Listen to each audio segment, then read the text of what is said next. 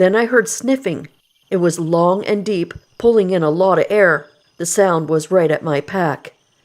I forced myself to look, and that's when I saw a huge creature crouched over my pack. At first, all I saw was size. It was bigger than any person, bigger than anything I'd ever seen. The shoulders were wide. The body was covered in thick hair. It wasn't smooth or shiny, but rough and uneven, hanging with clumps. The hair was dark, almost black, but in the faint glow from the fire, I could see lighter streaks, maybe gray or brown mixed in.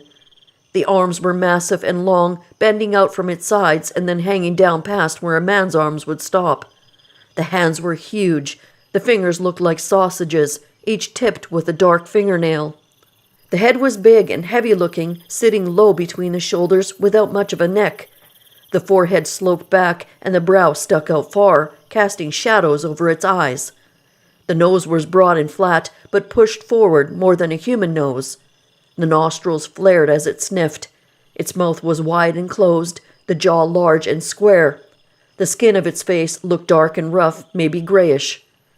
The eyes were deep-set and hard to see in the dark, but they seemed alive, scanning and studying.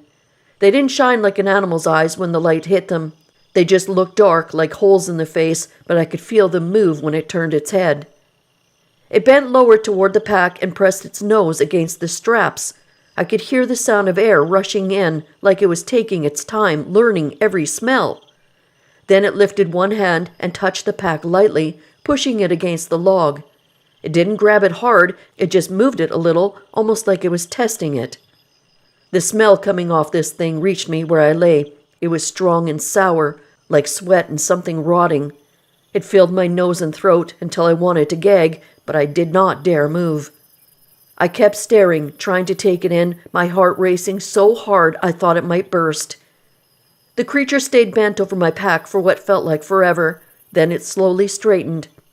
When it stood fully, I could see just how tall it was. It rose up past the log, past the branches behind it. I guessed it to be at least 8 or 9 feet. The chest and stomach were huge, moving up and down with its breathing. The arms still hung low, hands almost to its knees. The whole body looked powerful, like it could break a tree in half without much effort. It lifted its head and sniffed the air again, louder this time. It let out a low sound deep in its chest, just a heavy rumble that went through the ground.